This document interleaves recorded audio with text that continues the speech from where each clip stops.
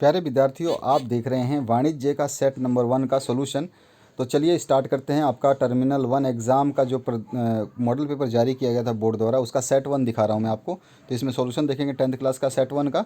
इसके बाद में और जो दूसरे सेट हैं उनको भी अपलोड करूंगा। आपको इसमें से दो खंड में से कोई एक खंड करना है। इसमें लिखा हुआ है खंड अ अथवा खंड बी में से किसी एक खंड के सभी प्रश्नों का उत्तर दें। मुझे खंड बी ज़्यादा इंपॉर्टेंट लगा तो खंड बी मैं सॉल्व करा रहा हूँ। खंड बी आप भी सॉल्व कर लेना, क्योंकि आपके 40 खंड ए में प्रश्न है और 40 खंड बी में है। तो खंड बी वाला ऑप्शन आप कर लेना। सभी की पीडीएफ लिंक मैंने आपको सेंड कर दिया है। डिस्क्रिप्शन बॉक्स में आपको पीडीएफ लिंक हर वीडियो में दी गई है। आपके सारे सेट्स वहाँ से आप डाउनलोड कर सकते हैं। और आपको कोई भी दिक्कत हो तो कमेंट सेक्शन में कमेंट करिए। तो बही खाता एवं लेखांकन के तत्वों से हम स्टार्ट करते हैं। पहला क्वेश्चन पूछा गया है, तलपट में दिया गया उपार्जित ब्याज निम्न में दिखाता है। तो क्या दिखाता है? चिट्ठा, बैलेंस शीट में दिखाता है। ठीक है। इसके बाद दूसरा क्वेश्चन है, लाभ हानि खाते में डेबिट की अधिकता को कहा जाता है। तो उसको शुद्ध हानि कहा जाता है, डेबिट अगर अधिक हो जाए तो। इसके बाद थर्ड नंबर जो क्वेश्चन है इसमें पूछा गया है, खाता बही के बाद व्यापारी कौन सा लेखा विवरण तैयार करता है? तो तलपट करता है। इसके बाद में चौथा जो क्वेश्चन है, बैंक समाधान वितरण किसके द्वारा तैयार किया जाता है? तो ये व्यापारी के द्वारा, ट्रेडर के द्वारा तैयार किया जाता है। पांचवा क्वेश्चन है, बैंक समाधान वितरण क्या है? तो वो है मिलान विवरण पत्र। ठीक है, सी ऑप्शन करेक्ट हो जाएगा। याद रखिएगा 2021 में मैंने 4 मॉडल सेट सॉल्व करवाए थे 2021 के। ठीक है, उसको पढ़ लेना। मासिक जांच परीक्षाओं के प्रश्न पत्र सॉल्व करा दिए हैं मैंने, उनको पढ़ लेना।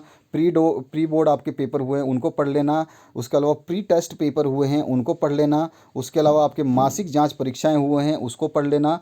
उसके अलावा आपका जो है एक चीज़ और मैंने करी है अभी सेल्फ टेस्ट जो हो रहा है उसके प्रश्न पत्र भी सॉल्व करवा रहा हूँ, उनको पढ़ लेना। आप आराम से 90% स्कोर कर सकते हैं अगर जो मैंने पेपर्स इस चैनल पे पिछले सितंबर से अब तक सॉल्व कराए हैं उनको पढ़ लिया, और 2021 के केवल 4 सेट्स थे उसके 20-20 प्रश्न स्टार्टिंग के पढ़ने हैं, वो पढ़ लिया तो आपके 90% नंबर आ जाएंगे। क्वेश्चन नंबर 6 हमने देखते हैं, पासबुक में गलती से डेबिट की गई राशि को कैश बुक के शेष से खालिस्तान किया जाता है। तो उसको क्या किया जाता है? घटाया जाता है। उसके बाद 7वां क्वेश्चन है, व्यापार खाता किस प्रकार का खाता है? तो व्यापार खाता है नाम मात्र का खाता, नॉमिनल अकाउंट बोला जाता है। 8वां जो क्वेश्चन है, खरीदे हुए माल को लाने के लिए नगर पालिका या नगर निगम जो शुल्क लगाती है उसे क्या कहते हैं? तो उसको हम ऑटोरियो कहते हैं या फिर चुंगी कहते हैं। ठीक है। इसके बाद आते हैं 9th नंबर क्वेश्चन पे। 9th नंबर क्वेश्चन है, यदि विक्रय 5500 रुपये और सकल लाभ 1200 रुपये तो बेचा गया माल की लागत क्या होगी? तो ऑब्वियस सी बात है, बेचे हुए माल की लागत इसमें से हम माइनस कर देंगे 55 में से 1200, तो हमारा बेचा हुआ माल की लागत क्या है? 4300 रुपये। इसके बाद में 10 नंबर है, इनमें से कौन सी मद व्यापार खाते की है? तो मजदूरी जो है ये व्यापार खाते में है, मजदूरी हमेशा व्यापार खाते की मद होती है। इसके बाद में है आपका 11 नंबर, तलपट में दिया गया अंतिम रहतिया निम्न में दिखाया जाता है। तो वो चिट्ठा में या बैलेंस शीट में रहतिया जो है दिखाया जाता है अंतिम वाला। 12वां जो क्वेश्चन है इसमें पूछा गया है, लेखांकन अवधि का शुद्ध लाभ किस खाते में दिखाया जाता है? तो लाभ हानि प्रॉफिट लॉस अकाउंट में दिखाया जाता है। उसके बाद में 13 नंबर क्वेश्चन है, तलपट में दिया गया हास्य निम्न में दिखाया जाता है। तो वो लाभ हानि यानी कि प्रॉफिट लॉस अकाउंट में ही दिखाया जाता है। 14 नंबर है, निम्न में कौन सा दोहरा लेखा प्रणाली का भाग नहीं है? तो पासबुक जो है दोहरा लेखा भाग प्रणाली का भाग नहीं है।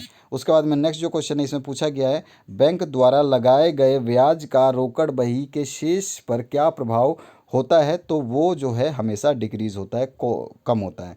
16 नंबर जो क्वेश्चन है, यदि आरोहण जमा धन से अधिक होता है तो क्या कहलाता है? तो आरोहण जब अगर हो जाए ज़्यादा तो ओवरड्राफ्ट या अधिवर्ष उसको बोला जाता है। इसके बाद में आपका 17 नंबर जो क्वेश्चन है इसमें पूछा, बैंक द्वारा काटे गए कमीशन को रोकड़ बही के शेष में घटाया जाता है। ठीक है, इसका बी ऑप्शन करेक्ट हो जाएगा। 18 नंबर है, यदि रोकड़ बही का अधिवर्ष अधिविकर्ष शेष दिया गया हो तो वसूली के लिए भेजे गए विपत्र को जो अनादत्र हो गए हैं उन्हें क्या किया जाता है? तो उन्हें जोड़ा जाता है, एडेड किया जाता है। ठीक है। उसके बाद में 19 नंबर है, पासबुक में डेबिट शेष का अर्थ क्या होता है? तो उसको हम बोलते हैं ओवरड्राफ्ट या अधिवर्ष। उसके बाद में 20 नंबर जो क्वेश्चन है उसकी बात करते हैं। तो 20 नंबर में पूछा गया है, चिट्ठे को कितने प्रारूपों में बनाया जाता है? तो 4 प्रारूप में बनाया जा सकता है। 21 नंबर, निम्न में से कौन सी अमूर्त संपत्ति है? तो ख्याति गुडविल को नो इंटेंजिबल एसेट्स बोलते हैं गुडविल को।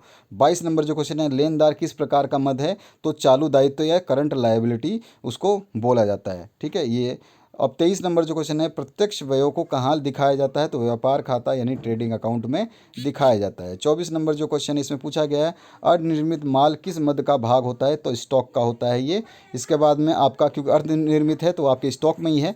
अंतिम खाते के अंतर्गत कौन कौन से खाते बनाए जाते हैं? तो अंतिम खातों में व्यापार खाता, लाभ हानि खाता, चिट्ठा, सारे बनाए जाते हैं। इनमें से सभी आ जाएगा अंतिम खातों में।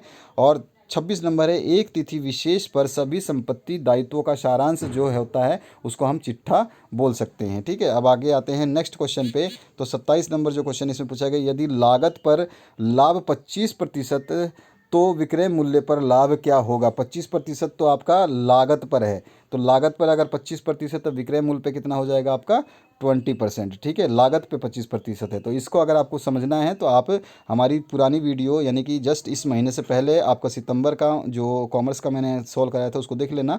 पिछले वर्ष अंतिम रहतिये का मूल्यांकन 50,000 रुपये से अधिक किया गया, इससे इससे क्या प्रभाव पड़ेगा? तो इस वर्ष का लाभ जो है अधिक दिखेगा। ठीक है, बी ऑप्शन करेक्ट हो जाएगा। इसके बाद 29 नंबर जो क्वेश्चन है, निम्न में कौन सा पूंजीगत व्यय नहीं है? तो मरम्मत यानी रिपेयर जो है पूंजीगत व्यय में शामिल नहीं होता है। 30 नंबर है, यदि पासबुक का अधिकर्ष शेष दिया गया हो तो चेक जमा किया गया लेकिन भुगतान बैंक को प्राप्त नहीं हुआ तो क्या किया जाता है? तो उसको ऐड किया जाता है, जोड़ा जाता है। उसके बाद में 31 नंबर है, पासबुक एक प्रतिलिपि है तो वो किसकी है? बैंक खाते से संबंधित रोकड़ बही का। ठीक है, cash book related to the bank column.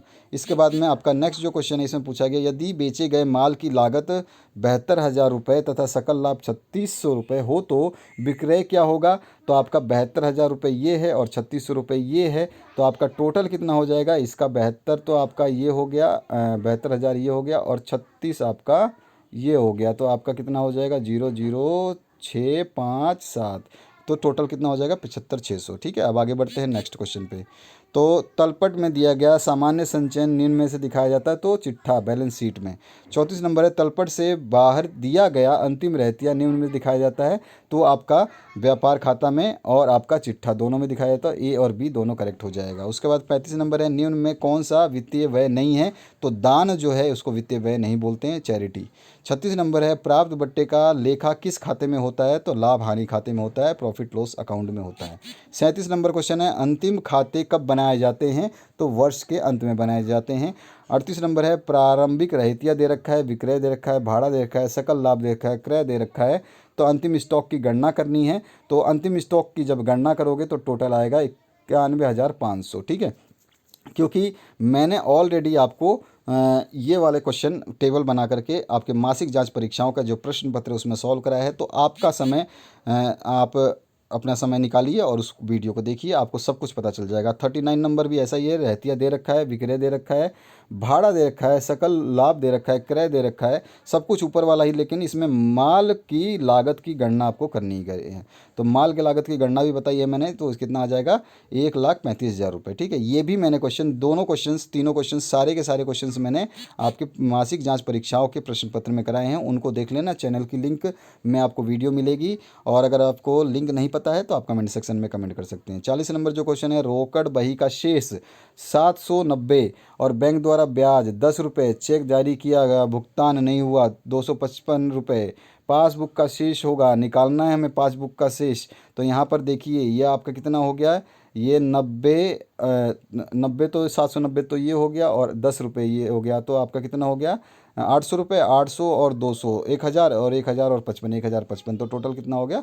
A option correct हो गया। ठीक है, तो इस तरह से ये आपके 40 प्रश्नों के उत्तर है। अगर आपको किसी भी प्रश्न में डाउट है, हमारी तरफ से ये आंसर सब सही हैं। अगर आपको फिर भी किसी क्वेश्चन में डाउट है, ह्यूमन एरर हो सकता है, तो आप हमें कमेंट सेक्शन में बता सकते हैं। आपका मोस्ट वेलकम रहेगा। कोई भी दिक्कत आती है, कोई भी समस्या, वीडियो को लाइक करना बिल्कुल ना भूलें यार, हमारा मनोबल बनता है। हम पढ़ाते हैं आपको तो हमें भी अच्छा लगता है कि हाँ, बच्चों ने हमारी सराहना की है और उनको वीडियो पसंद आया है। तो इस तरह से लाइक करिए, चैनल पर बने रहिए, चैनल को सब्सक्राइब करके बेल आइकन को क्लिक कर दीजिए, जब भी आपका कोई वीडियो डाला जाए तो आपको समय अनुसार मिलता रहे। ऐसा ना हो कि बहुत सारे बच्चे आज भी मेरे पास कमेंट करते हैं, मैसेज करते हैं, और मुझे उनका रिप्लाई देने में कोई परेशानी नहीं होती है, लेकिन कमेंट सेक्शन में व्हाट्सएप पे मैसेज करते हैं तो मैं रिप्लाई नहीं देता हूँ। व्हाट्सएप नंबर केवल क्वेश्चन पेपर सेंड करने के लिए है। आपके जो भी क्वेश्चन पेपर्स अनसॉल्व है उनको हम सॉल्व कर देंगे। तो ये आशा करता हूँ इस वीडियो से आप लोगों को लाभ मिलेगा। लाइक बटन आप दबा चुके होंगे, चैनल पर नए हैं तो प्रेस कर दीजिए बटन को। और सारे के सारे वीडियोस जिस पूरे हिंदुस्तान में जिस चैनल पे आप बने हुए हैं, इस चैनल पे ही सारे सॉल्यूशंस दिए जा रहे हैं। पूरे हिंदुस्तान का कोई ऐसा चैनल नहीं है जो आपको सभी सॉल्यूशंस प्रोवाइड करे, सभी टाइप के पेपर्स प्रोवाइड करे, ऐसा कोई चैनल नहीं है। जितने भी चैनल्स हैं उन पे आपको कुछ केवल मॉडल पेपर्स ही मिलेंगे आपको ज़्यादातर, और उसके अलावा कोई नहीं। मैं सावधि परीक्षा, प्री बोर्ड, सेल्फ टेस्ट, अर्धवार्षिक, ये वो जितने पेपर्स आपके हो रहे हैं सारे के सारे सॉल्व करा रहा हूँ। उनको पढ़ लेना, आपका काम आसानी से बन जाएगा। बाकी आपकी मर्जी है, आपका समय, आपका जितना भी समय है उसको आप यूज़ करें या बर्बाद करें, वो आपके ऊपर डिपेंड करता है। तो आशा करता हूँ इस वीडियो से आप लोगों को हेल्प मिली होगी। Thank you very much, have a good day.